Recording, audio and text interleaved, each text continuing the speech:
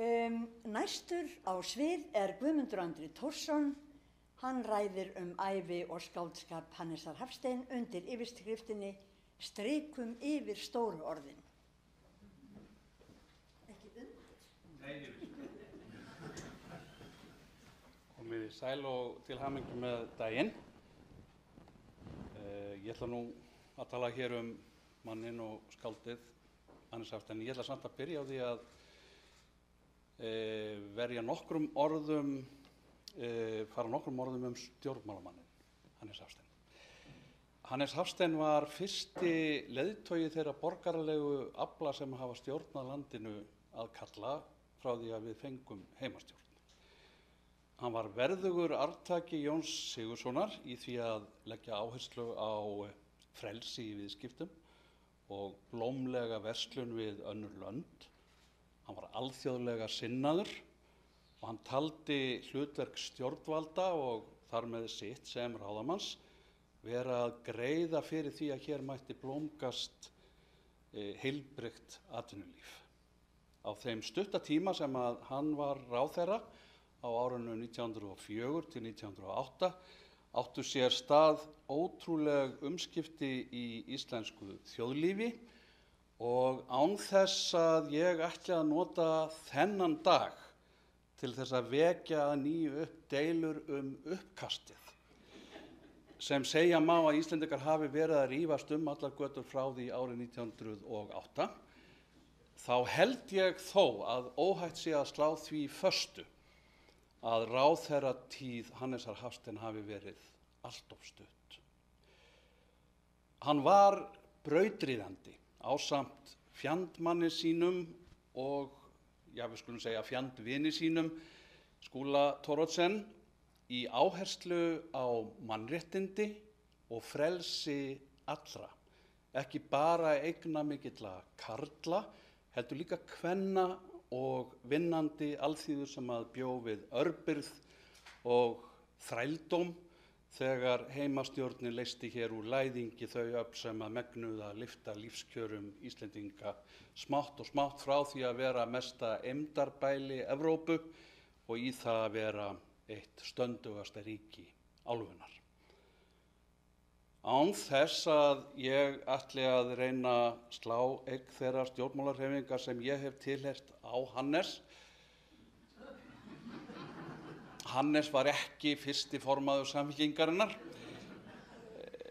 Þá finnst mér samt ástæða til þess að minna á að hann og skoðanasystkini hans voru fyrsta kynslóð íslenskra stjórnmálamanna sem höfðu lesið rit John Stuart Mill, rit frelsið, rit kvenréttindi, slík rit, slík skrif. Fyrsta kynslóðin sem að kom til landsins með þær hugsjónir sem að kynntu undir frönsku byltingunni og voru Íslendingum furðulega lítið kunnar. Frelsi, jafnrétti og bræðralag. Bræðralag getum við í dag kallað félagsanda. Og þessar hugsjónir og þessi framfara andi, þessi sólskinstrú lita ljóðin hans, Hannesar. Ég svo gamall sem á grönnum á sjá og báðar ömmur mínar sáu Hannes Hafstein. Þær fengu sérstakann glampa í augun þegar þær töluðu glæsimennið Hannes. Jafnvel þótt sú sem ólst upp á Seyðisfirði sæi hann aðeins einu sinni, þá gleymdi hún því aldrei. Og hún lýsti því fyrir mér allt eins með svipbrigðum og augunum, eins og með orðum, hvernig hann var.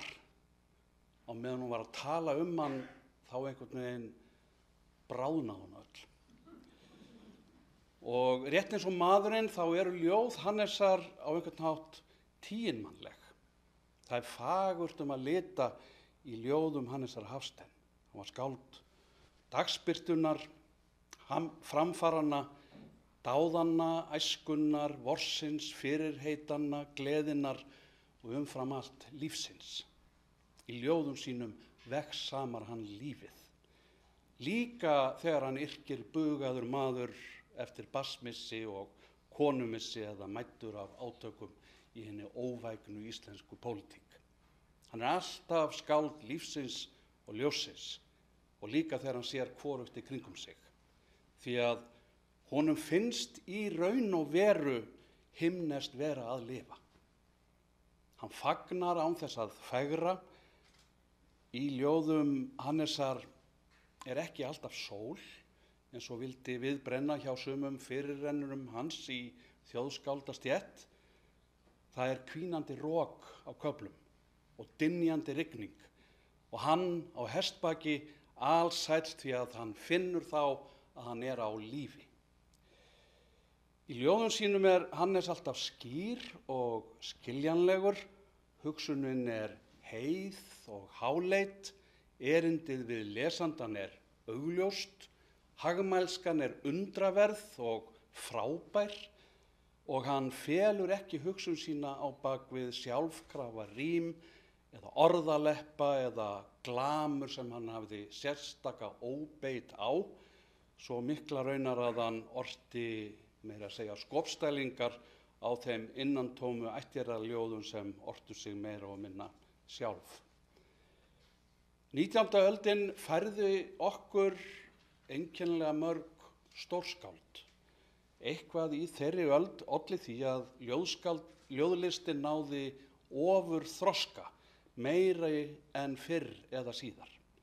Þetta var öld ljóðsins í íslenskum bókmenntum og vandfundi var það heimili þar sem ljóð komu ekki við sögu daglegs lífs. Allstaðar voru einhverjir sem gátu sett saman vísur og ljóði var ekki einskorðað við dula og feimnislega tjáningu innstu hugrenninga og raunar minnst þannig.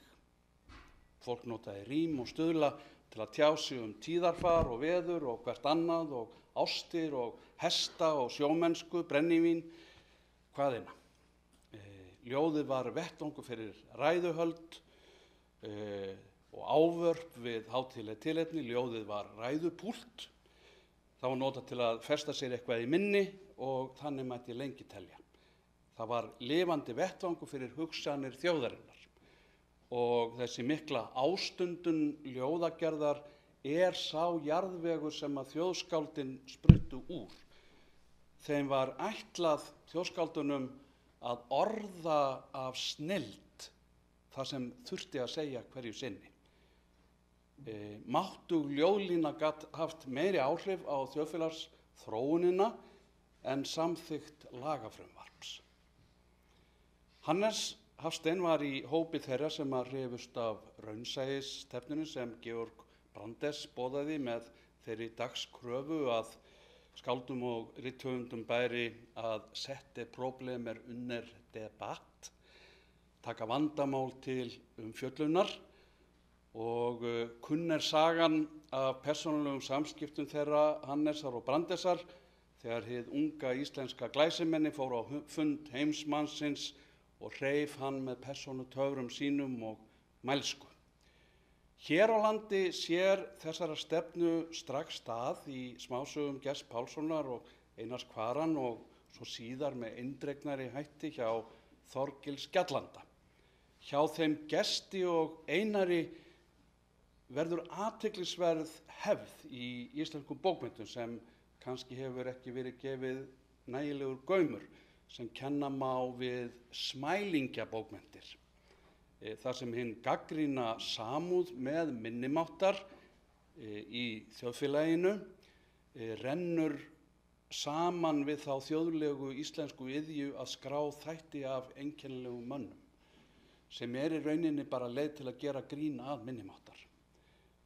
Hins vegar fór lítið fyrir ádrepum á embættismannastéttina sem hér réði öllu og þessir piltar tengdust auðvitað allir með einum eða öðrum hætti eða vildu tengjast og stórbændurnir þeir sluppu líka meira og minna en eins og stundum fyrr og síðar þá fengu prestarnir það óþvegið. Hjá Hannesi þá sérst þessi raunsæisstefna hvorki í smælingjasögum né prestaníði. Hennar gætir kannski meira óbeint og ekki síst í því að hann hispuslausari og berorðari í ljóðum ástir og erótík en áður hafið þekkst. Hann verður nokkurs konar fyrirrennari Davíðs Stefánssonar í slíkum kveðskap sem að sjálfsögðu öfluðu honum ótal aðdáenda, ekki síst meðal unga fólksins.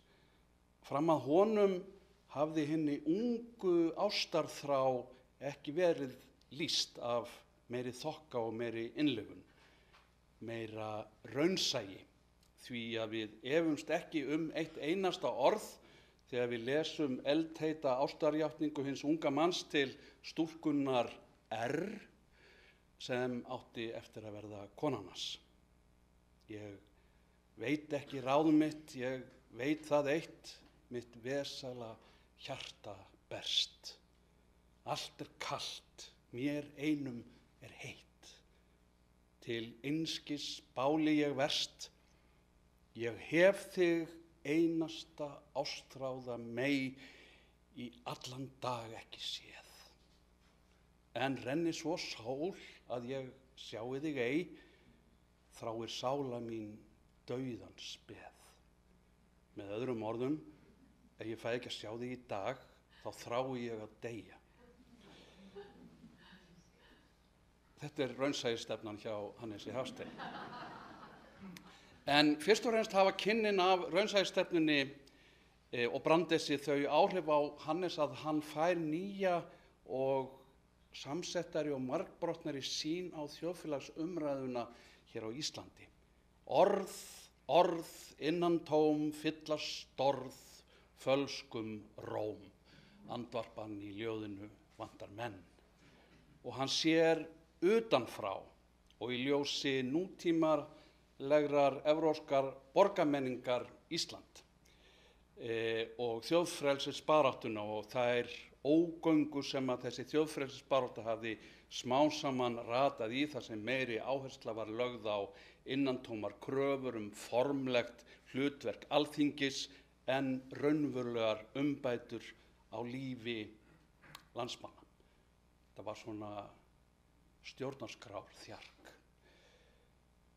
Og þetta lýsti sér líka, eins og vikið var að áðan, í ættjarðarljóðum eins og Öxar við ána eftir Steingrím Thorsteinsson og Helga Helgason sem Hannes skopsteldi við mikla hneykslun, þar sem einu línurnar sem eru eiginlega eftirhafandi á þessum virðulega stað eru Öxar við ána og kannski falskt lúðrar hljóma. En þar með ekki sagt að Hannes hafi ekki unnað frelsinu og ekki þráð frelsi til handa sinni þjóð, öðru nær. Hann segir hins vegar í kvæði sínu sem kalla má kredó hans og ætti að vera lesið daglega af öllum íslenskum stjórnmálamönnum og ritstjórum og þjóðfélagsskrýbendum, strikum yfir stóru orðin. Fleiprum ei að frelsi höfum, fyrr en sjálfir hugsa þorum. Segjum ekki að við hlaupum í sömu hjökkum sporum. Frelsið ei verðlögð vara, veitist ei með tómum lögum. Það andans eigin dóttir, ekki mynd úr gömlum sögum. Enginn verður frjáls þótt fari feikna hring í tjóðurbandi. Mildur fúnum trúartaumum teymist hvergi frelsis andi. Hann þannig ákafur frelsis sinni, hann frjálslyndur maður. Frelsið honum svo dýrmætt að honum óbærilegt að sjá menn misnota þetta orð, hvað sem þeir telja að frelsið sé verðlögð vara, sem áminning til þeirra sem leggja að jöfnu frelsi og peningaumsvif, eða kalla sig frjálsa án þess að gefa hlekkjum sínum gaum. Hann tekst alltaf á við innihaldsleysið. Hann skorar kyrrstöðu, stöðnun og sjálfkrafa hugsun á hólm og þegar hann kemur út fyrir bæinn þá lofsyngur hann storminn því að honum fylgir hreyfing og umrót. Hann kýs að mæta hnarreistur hinum óblíðu náttúruöflum og kallast þar raunar á við það Ísland sem Bjarni Thorarensen taldi að herti sín börn. En hvað sem kann að líða þeim líkindum í vegsömun óblíðra náttúruafla, þá það Ísland sem að birtist okkur hjá Hannesi Hafstein, það gjörólíkt því sem var hjá Bjarna Thorarensen eða yfirleitt nokkrum fyrirrennurum hans meðal þjóðskálda. Hjá Jónasi Hallgrímssyni þá landið með blíðri brá og bláum tindi fjalla og svana hljómi silungsá og sælublómi valla og svo framvegis fagurt og flýtt og séð með ástaraugum náttúru skoðandans. Bóluhjálmar, hann leiðir hins vegar fram gamla og lúna förukonu sem að otar kaunum sínum að lesanda til að vekja samúð eins og betlari við kaþólska kirkju. Hjá Bjarna Thor þetta eldgamla Ísafjöld og fjallkonan Fríð og svona má áfram telja. En Hannes, hann leggur áherslu á æskuna þegar hann hittir Ísland. Ísland honum sem móður og mey eins og við heyrðum hér áðan. Hún meydrottning og það eins og hann nánast fyrirverði sig fyrir þessar sterku tilfinningar sínar í garð landsins í ljóðinu Ástarjátning. Það sem hann segir, ég fæ ekki dulist þess lengur ást sína. Ég veit ekki hvernig mín ást til þín hvað einkum svo til þín mig dregur. Hvort móðurinn blíð eða mærin í þér á metunum drjúgara vegur, ég finna aðeins hitt, hvernig hjarta mitt slær, hugsa ég til þín sem mér svo kær. Og í ljóðinu Ísland þá talar hann þú álfu vorrar yngsta land og í aldamótaljóðunum heldur hann áfram og segir fjallkonan unga, yngst af Norðurlöndum og loks í hinu stórbrotna kvæði Landsýn þá yrkir þessi væntanlegi valdamaður: Land mitt, þú ert sem órættur draumur, óráðin gáta, fyrirheit. Þannig Hannes Hafstein skáld verðandinnar, augnabliksins og framtíðarinnar, en dvelur miklu síður við fortíðina, eins og segir í ljóðinu Ísland: hver tindur eigir upp og fram, hver útnegs skæi bendir fram. Þú vilt ei lengur dott né draum, vilt dirfast fram í tímans straum. Hann deilir á þá sem eru með hugan bundinn við fortíðina, vill að gaufei þrælar gröfum fornum á, og það sláandi hve lítinn gaum hann gefur sögulegum yrkisefnum sem að heilluðu marga skáldbræður hans. Eiginlega eina sögulega kvæði Hannesar hið magnaða Skarphéðin í brennunni, þar sem hann tekur sér stöðu hjá hinni deyjandi hetju og tekst að láta okkur finna óbærilegan hitan og stöðuga framrás eldsins í sjálfum bragarhættinum, þar sem hnígandi þríliðir velta fram eins og hvæsandi eldhaf milli þess sem að snaggaralegt hetjulag lýsir hlutskipti og hetjuskap Skarphéðins, hinnar sönnu íslensku hetju sem aldrei brást við öðruvísi en með glotti. En það var ekki Hannes. Hannes var ekki slíkur maður. Hann ver sig ekki með kuldaglotti, heldur hann opinskár líðan sína og örlátur á hugsanir sínar. Hann karlmannlega berskjaldaður, tilfinningaríkur og andríkur, einlægur, skapmikill, stórhuga, hryggur og kátur. Þegar við lesum ljóð Hannesar Hafstein heyrum við ævinlega í honum. Takk fyrir mig.